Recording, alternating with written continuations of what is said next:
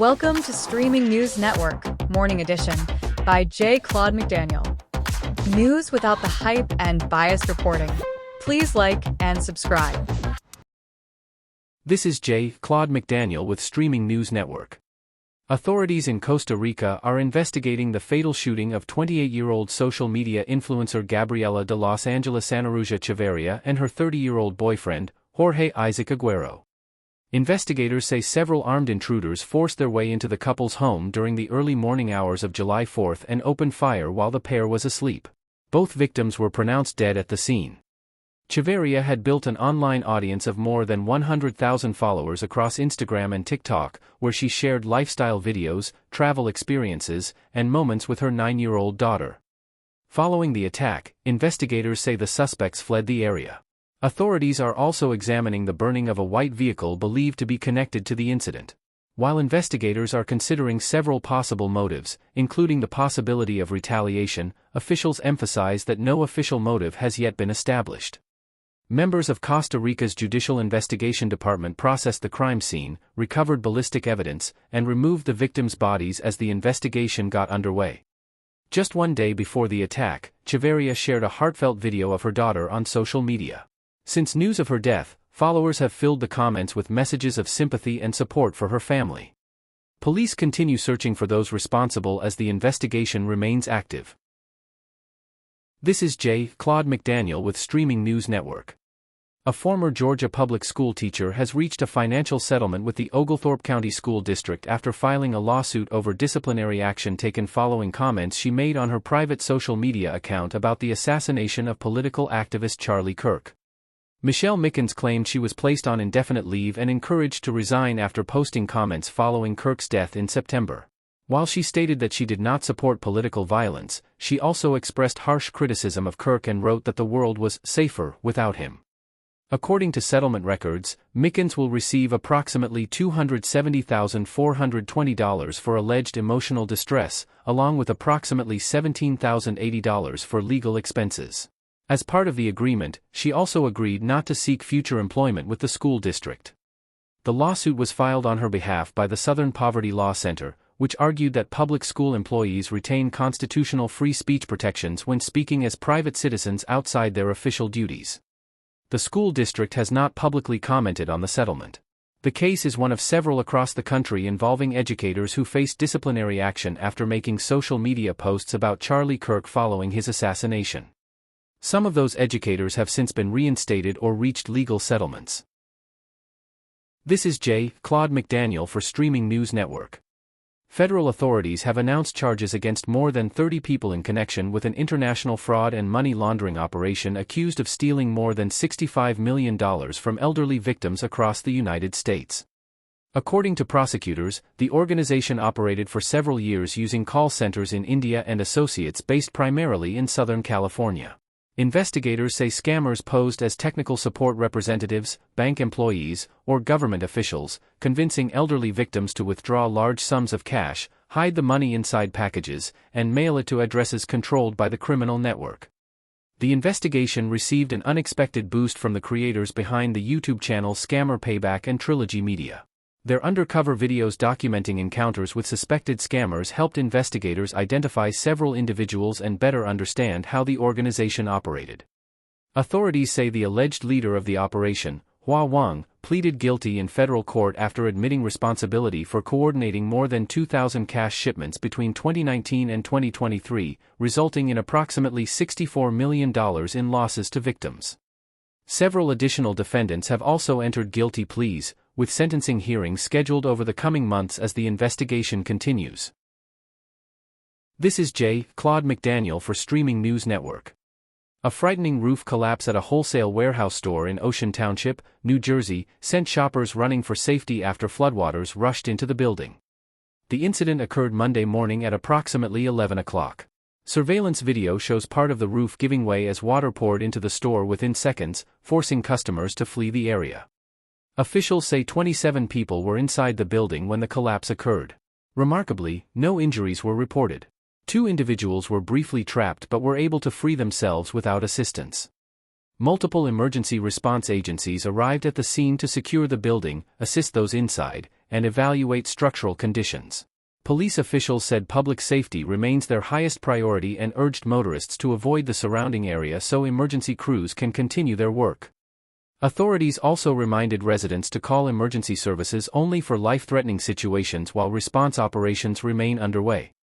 Preliminary reports indicate the collapse may have been caused by extensive flooding after several days of torrential rainfall across parts of New Jersey. The region has experienced widespread flash flooding, creating hazardous travel conditions. Authorities continue to investigate the exact cause of the structural failure while asking the public to stay clear of the affected area. This is J. Claude McDaniel for Streaming News Network. Former Jackson, Mississippi, Mayor Chokwe Antar Lumumba has pleaded guilty in federal court to one count of conspiracy in a public corruption case connected to a proposed downtown convention center hotel development. The guilty plea follows a lengthy Federal Bureau of Investigation undercover investigation in which agents posed as real estate developers seeking support for the project. Prosecutors alleged that Lumumba agreed to accept $50,000 in campaign contributions in exchange for moving a city deadline, giving the supposed developers a competitive advantage.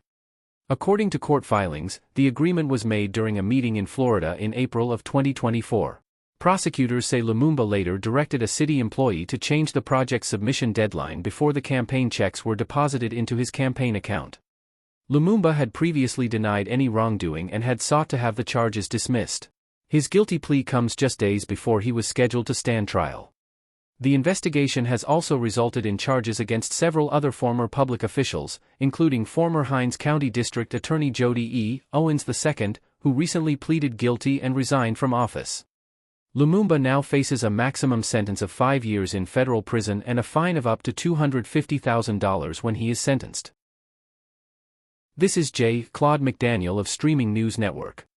A tragic accident during a tandem bungee jump claimed the lives of an engaged couple in Italy after a critical equipment failure caused them to fall approximately 330 feet. The incident occurred on May 1, 2002, at the Ponte Canale Bridge near the town of Terni in central Italy. 25-year-old Alberto Galetti and 26-year-old Tiziana Acora had arrived shortly after the facility had closed for the day and reportedly asked staff to remain open so they could make the jump together. According to investigators, the couple leaped from the bridge while secured to the same elastic cord. Moments later, the snap hooks connecting the cord to the bridge failed, causing both to fall into the canyon below. They were pronounced dead at the scene. The jump was being recorded on video, as the facility routinely filmed participants as a keepsake of their experience. The site manager later said another couple had completed a successful jump using the same equipment approximately 1 hour earlier, making the failure even more unexpected. The tragedy was reported to be the first fatal accident at that bungee jumping location and prompted renewed attention to equipment inspections and safety procedures within the adventure sports industry. This is J. Claude McDaniel with Streaming News Network. A former New York City special education teacher has filed a lawsuit alleging she was assaulted by a student while 6 months pregnant and was later terminated after reporting the incident. According to court filings, Lauren Vitale claims she was teaching kindergarten at a Staten Island public school when a student with an alleged history of violent behavior spit in her face and later kicked her in the abdomen. Vitale says she sought immediate medical care after experiencing bleeding, cramping, decreased fetal movement, and elevated blood pressure.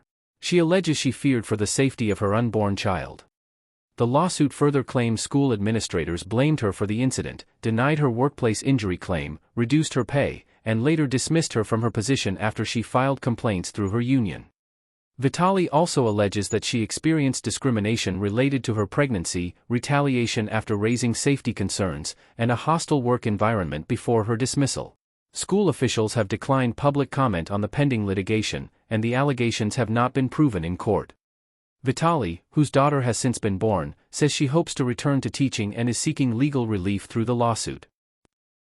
This is J. Claude McDaniel with Streaming News Network. A federal investigation involving election records in Georgia is expanding as renewed attention focuses on the state's 2020 presidential election. According to reports, the Federal Bureau of Investigation has assigned additional personnel to review hundreds of records obtained earlier this year during the execution of a search warrant at the Fulton County election hub. Investigators are reportedly examining the materials as part of an ongoing inquiry. Officials have not publicly detailed the specific scope of the investigation or announced any criminal charges related to the records under review. The reported expansion of the investigation has drawn criticism from some Georgia political leaders, while others argue the review is necessary to address questions surrounding election administration. The issue has also returned to the campaign trail. Republican Senate candidate Mike Collins has continued to question the outcome of Georgia's 2020 presidential election during campaign appearances. It is important to note that multiple previous state, federal, and independent reviews of Georgia's 2020 election found no evidence of widespread fraud that would have changed the certified election outcome. The Federal Bureau of Investigation has not released additional details regarding the timeline or expected conclusion of the current investigation. This is J. Claude McDaniel with Streaming News Network. Singer Lauren Bennett, pictured center, best known for her featured vocals on the international hit Party Rock Anthem, has died at the age of 37. The announcement was made by her former group, GRL, whose members shared a heartfelt statement remembering Bennett's kindness, laughter, and the lasting impact she had on those around her. No official cause of death has been released. The English singer began her professional music career in the group Paradiso Girls before launching a solo career that included collaborations with artists such as CeeLo Green, will.i.am, and the Pussycat Dolls. Bennett achieved worldwide recognition in 2011 with Party Rock Anthem, recorded with LMFAO. The song reached #1 on the Billboard Hot 100 chart and topped music charts in several countries. She later joined GRL, whose music included the hit collaboration Wild Wild Love with Pitbull. Following the death of fellow group member Simone Battle in 2014, the group released music promoting mental health awareness before eventually disbanding. Lauren Bennett is survived by her 6-year-old daughter. Thank you for listening to Streaming News Network videos and our short reports. Please like and subscribe to our news channel.